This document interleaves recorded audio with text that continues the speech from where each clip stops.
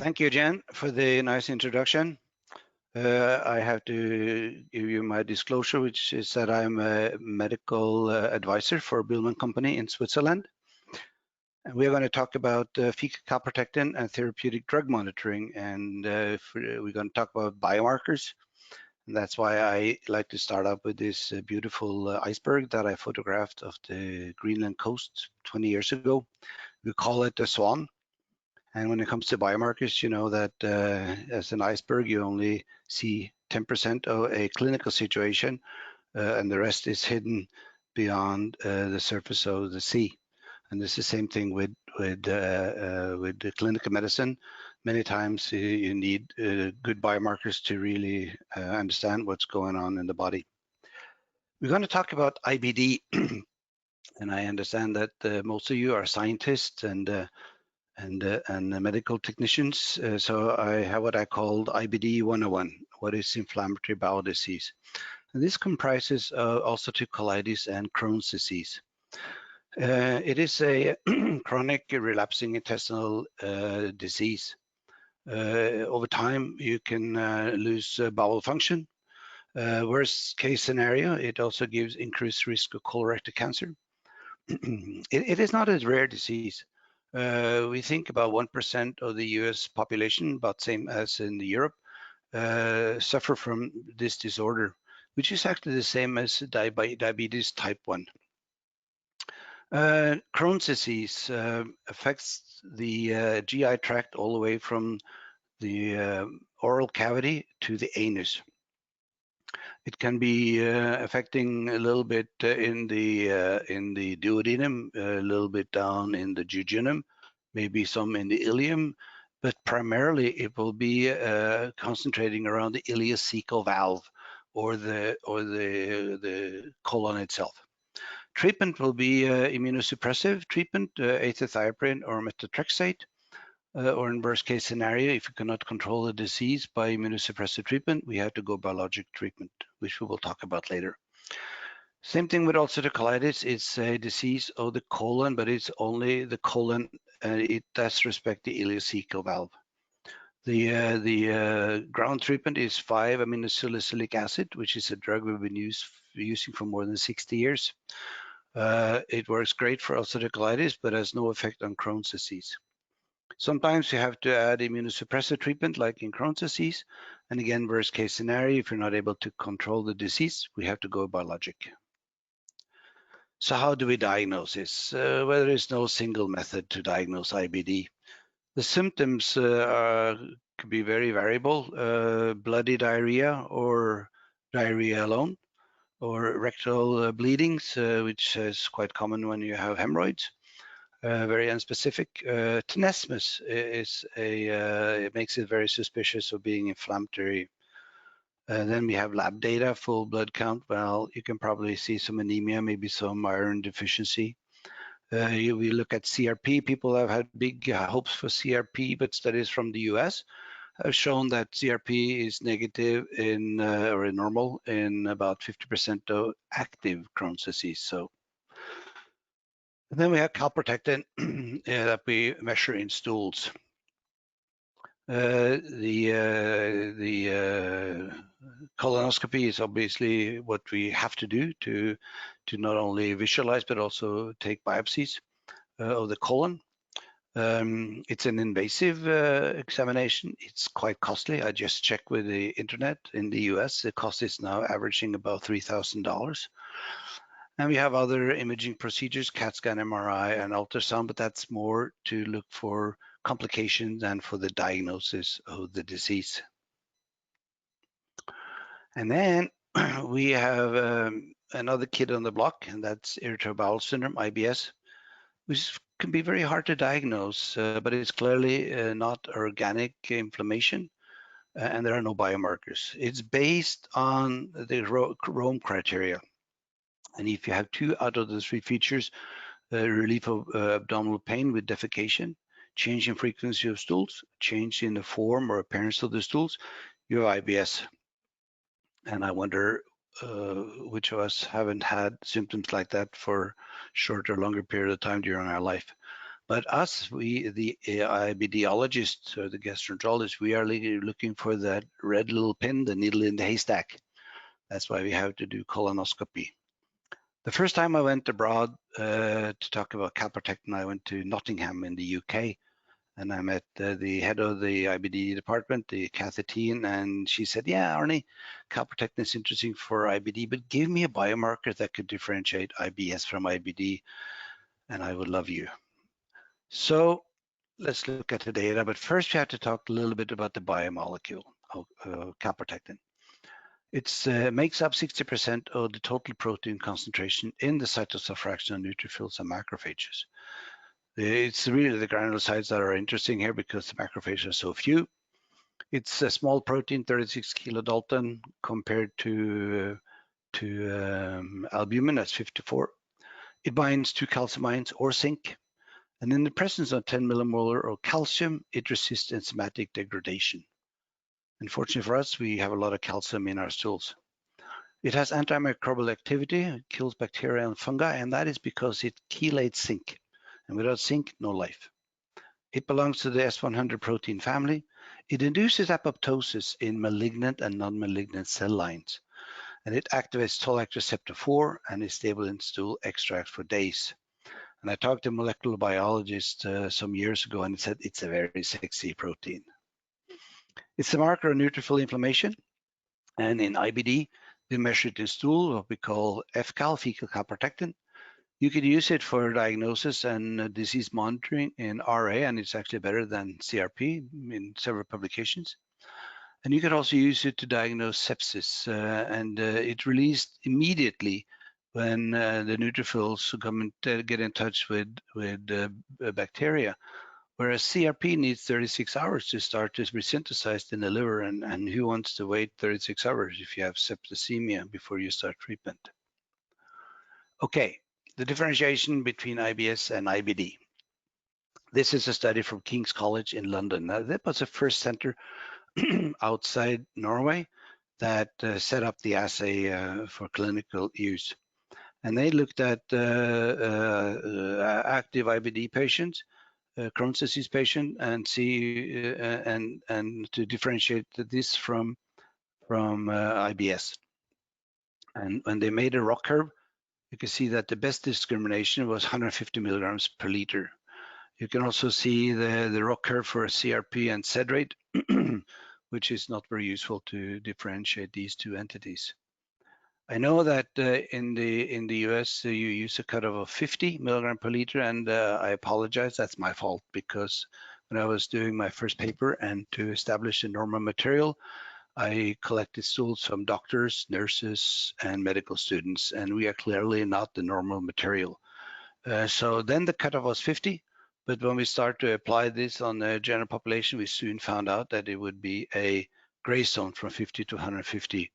And you'll see that on the left side of the screen, where you have like a triangular shaped distribution. And that's why a cutoff of 150 is much more useful. If you choose 50, you would end up with way too many false positive tests. And personally, if I'm receiving a referral for colonoscopy from a GP with a level that's below 250, I would usually ask for another test, because I know that at 200, 250, it would be endoscopic healing anyway. As Jan said, that the calprotectin is my little baby, and so I'm really not to be trusted completely when I talk about this, but this ROC curve from King's is the perfect ROC curve, and usually life is not that perfect.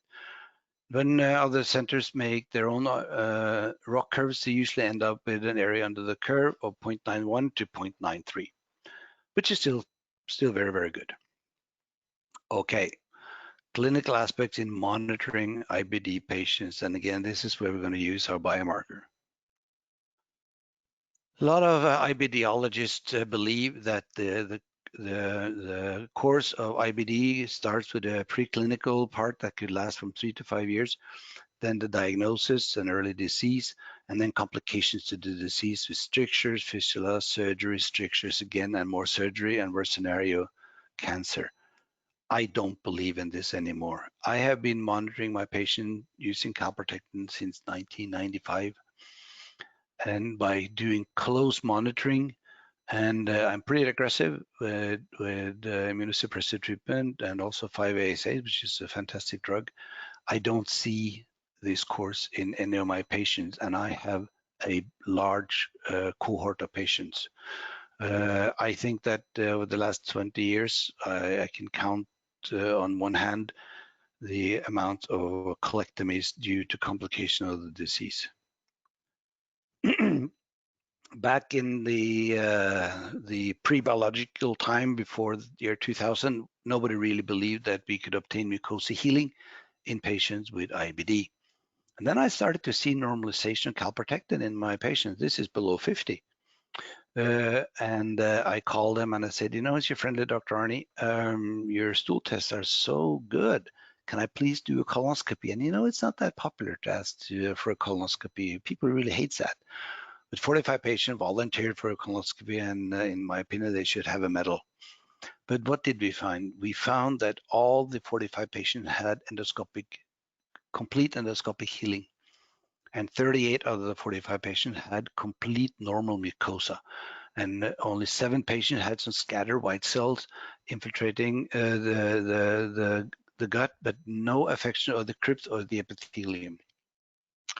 So this was a very stringent study, but nevertheless very, very important to know.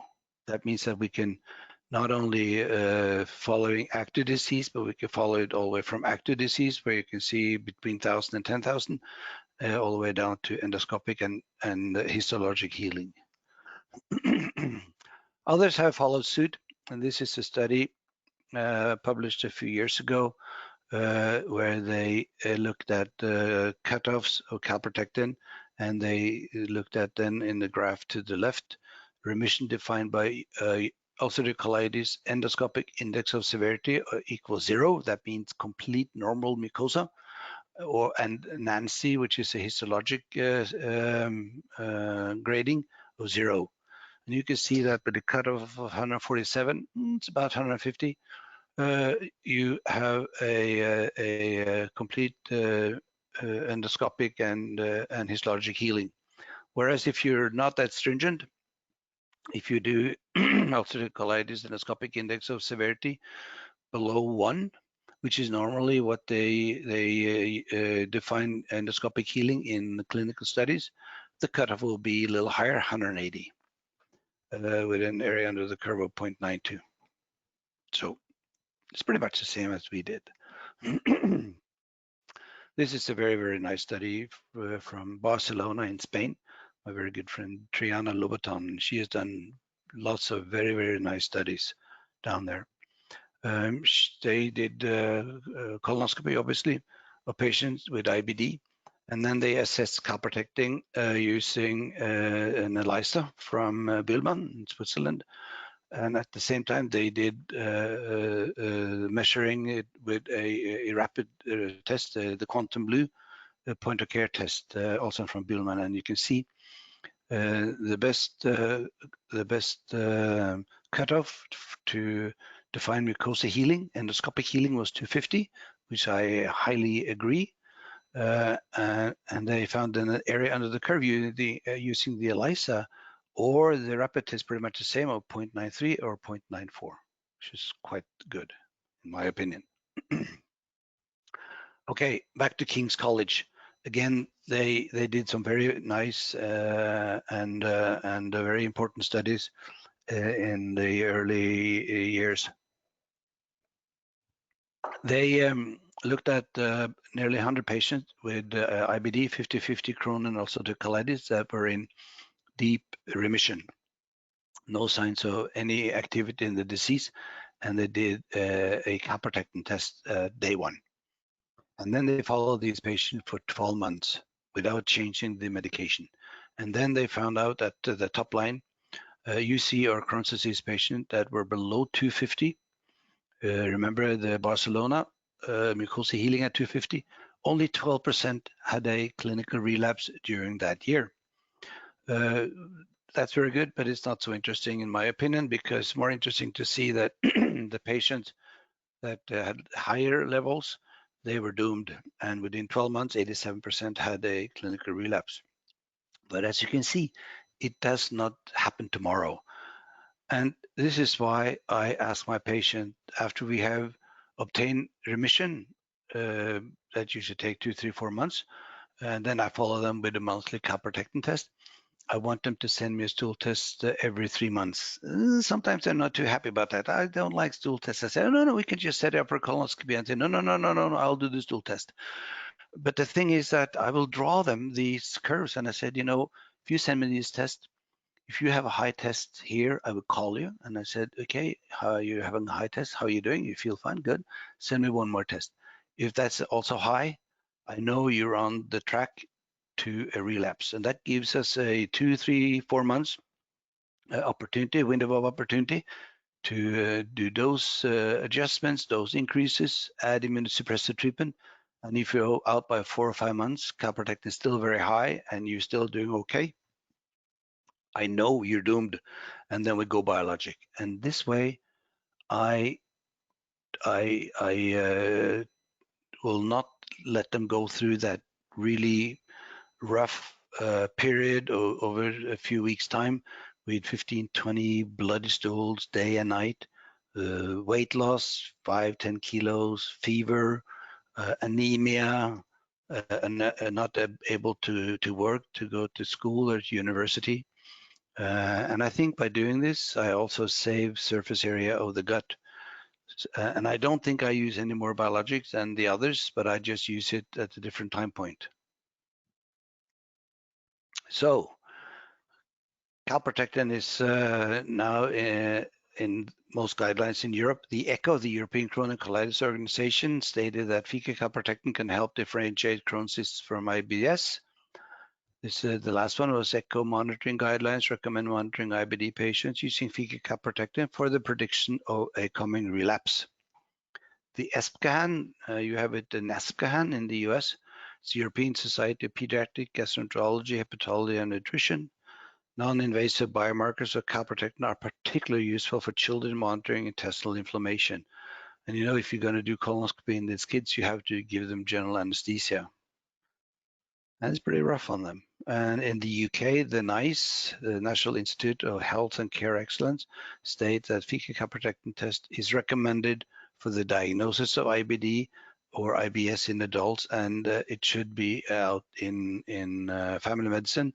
So they are using the a point-of-care rapid test around in the UK now. And I know things are taking a little longer time on your side of the Atlantic, but last year on the Chronic Colitis Congress, the AGA, the American Gastroenterology Association, stated that fecal calprotectin as a surrogate for endoscopy when endoscopy is not feasible to assess mucosa healing and disease activity. So you're coming along.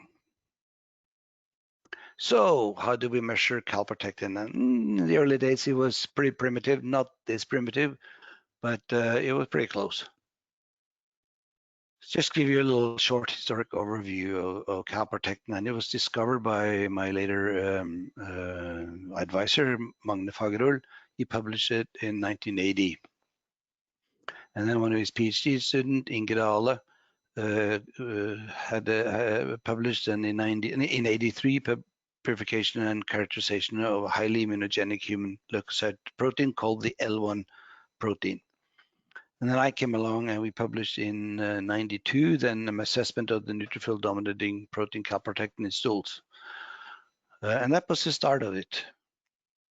So here I was, here I am, I was a caveman in the early days, and I would measure up 5 grams of stools, and then I would dilute that with 10 milliliters of PBS, and that would be homogenized using an ultra-Turex.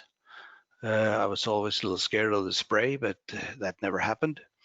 And then we would apply that on a homebrew ELISA using polyclonal antibodies. It was a pretty good ELISA, actually. Today, we don't have to do it that way. We can use a quick quick sampling device that makes it much more cleaner and quicker and safer. But you can see the graph here. This is from a lab in Sweden, how the amount of fecal cap protecting measurements have sharply risen over the last 10, 15 years, from a few hundred in 2005 to more than 25,000 this year. So how do we do the extraction? This is what we would call a high throughput setting. Step one, you sample using what we call the calyx. And we'll talk a little bit more about it later. It has a stick that you put into the stools, and there are some grooves that will be filled. This takes 10-15 seconds. And then you vortex it for about 30 seconds. And this way, you can, a well-trained person can do between 600 and 750 extractions per day. And then step two, centrifugation, 10 minutes, and then you load it onto a large clinical chemistry analyzer, and you start the analysis. This is the turbometric method. And when you compare the calyx with the gold standard, which used to be weighing, you can see that it is very well correlation. And one of the things that we never thought about when we did weighing was that with this larger material with stools, it could hide larger food particles that we don't get when you use the calyx. So for us gastroenterologists, the question will be then to scope or not to scope. And we started to talk a little bit about irritable bowel syndrome. And in the US, it's a tremendous market opportunity for laboratories. IBS affects about 12% of the US households. 10 to 25% seeks medical care, and this makes up about 12% of all primary care visits a year. It accounts for 30% of all colonoscopies per year in the US and in Europe. And the total costs for the US economy, and these are all numbers, 2001 numbers, was back then $25 billion. And I think that the insurance company would love to pay $40 for a fecal cap protectant test instead of $3,000 for a colonoscopy for the diagnosis of IBS or IBD. And again, the IBD market analysis, we have established that about 1% of the population have IBD. That's about 10,000 patients per million inhabitants. And about 25% of the patient will have active disease. That means one test a month for 3 to 4 months before they are back into remission. And the other 7,500 patients send one test every 3 months. Altogether, this creates a theoretical IBD market of about 45,000 tests per million population. Okay, change of the scene. We're going to talk about anti-TNF therapeutic drug monitoring, TDM. And most of these drugs are given through an infusion. With the exception of adalimumab, or Humira, it's called in the US. This is a humanized antibody against the TNF molecule. The infliximab, the adalimumab is self-administrated using a pen, whereas infliximab and other biosimilars are administered through an infusion. And it's a chimeric protein with a murine antibody part and a human FC part. And after the induction period, we do trough levels. And this is typically done that the patient comes every 8 weeks and comes a little early in the morning, take a full blood count, and then take also a sample to send to the lab for trough level measurements. And then it's given the infusion by IBD or by specially trained nurses. But then you really don't know if the dosing is right. You will get the trough level maybe 2 to 3 weeks at best down the road. And then you have to do maybe a change in dosing next time. This is not very accurate, and would be a much better way would be to do the trough level the day of infusion, which is turned out has not been very easy to do. With adalimumab, they given an infusion every 2 weeks, so the variation is less dramatic as for infliximab, but it's still data showing that it's very important to do TDM. This is a paper by Marla Dubinsky's group, and it's a little difficult to read, but it's quite good. And she says there that approximately 30% of the patient failed to respond to the treatment that we call primary non-responders. Another 50% lose response during maintenance treatment. And we thought this was due to mechanistic problems. However, we now have a better understanding of the pharmacokinetics anti-TNF treatment, and we have seen, especially there's some nice studies especially from Holland, that shows that if you check the stool levels of infliximab or adalimumab shortly after infusion, you will find very high levels in the stool. So it just leaks out together with plasma proteins directly into the stools, where it's not doing the job. So a lot of patients will have been then characterized as non-responders, and probably will go through a colectomy. That's not nice. So if we can then also, not just for trough levels during maintenance treatment, but also trough levels, and then we would need a rapid or a point of care type of system. You can monitor them from day to day while we are doing the intro, and then we can just fill up with the drugs until they go into remission.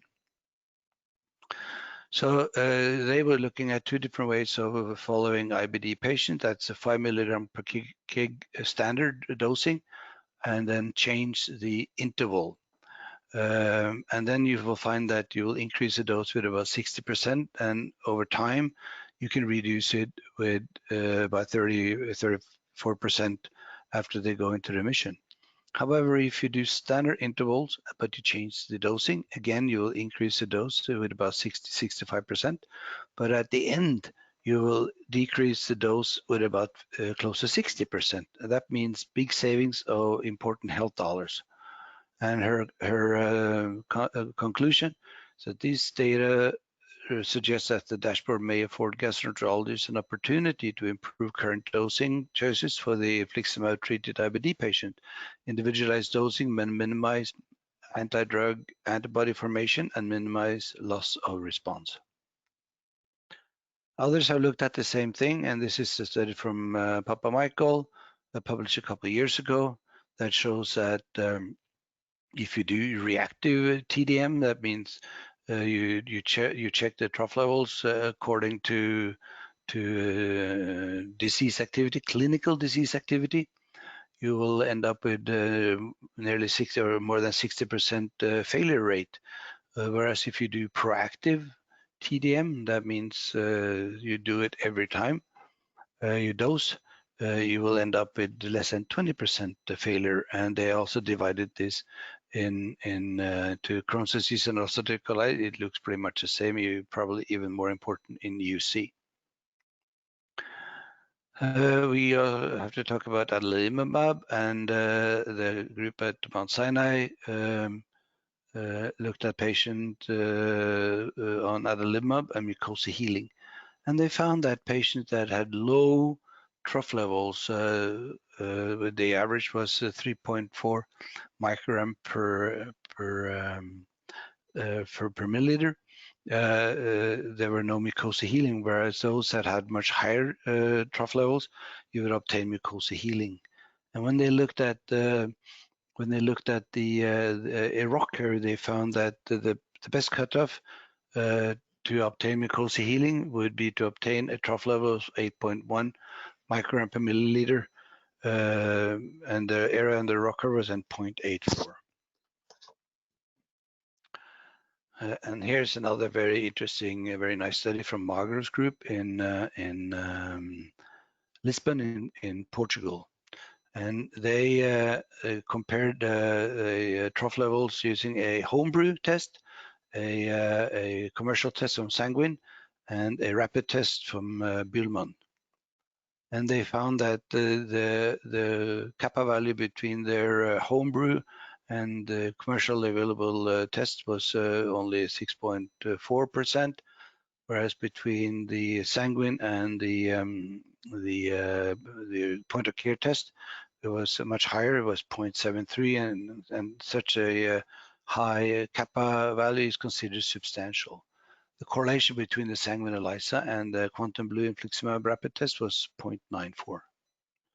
So their conclusion was that the quantum blue infliximab assay can successfully replace the commonly used ELISA-based quantification kits. Its point of care assay is able to deliver the results within 15 minutes, makes it ideal for immediate target concentration.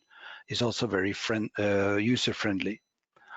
And I can underscore that because I trained my nurse, one of my IBD nurse, 2 hours of pipetting, and then she ran 64 tests where she did dilutions and applications onto the cassette, and then we read it using the dedicated quantum blue reader, and the correlation between the test ran at the National Institute of Health in Norway, and the rapid test was 0.92.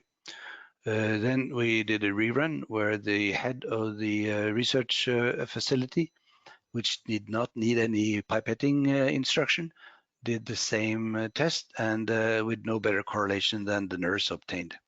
This really demonstrates the user friendliness and the robustness of the test. And similar then we did a year after when the rapid test for adalimumab was available, and we obtained the same type of result.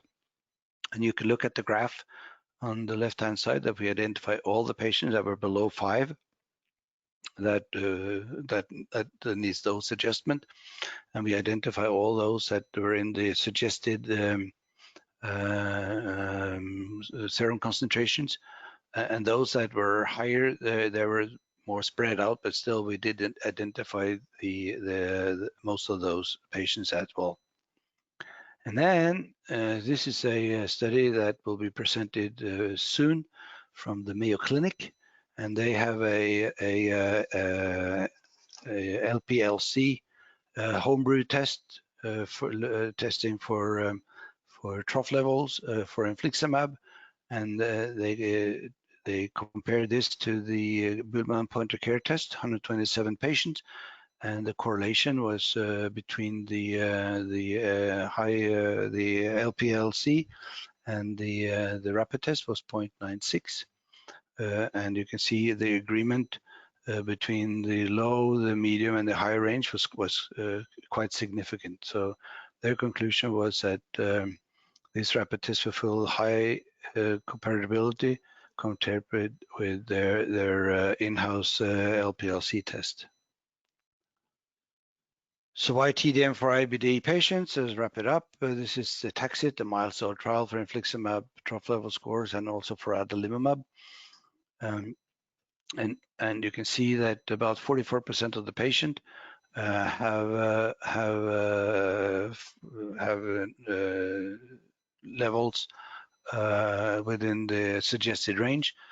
25% have levels that are higher than the suggested range, but it means you can do dose decrease. And more importantly, probably is that about 30% of the patient have levels that are either undetected, maybe because of antibodies, or because of very active disease, so it's actually leaking into the gut. So these dose adjustments to prevent a possible development of anti-drug antibodies. So in conclusion, a high proportion of IBD patients have trough levels outside suggested range. Therapeutic range is associated with mucosa healing in IBD patients, both Crohn's disease and UC. A proactive TDM prevents reduced treatment failure.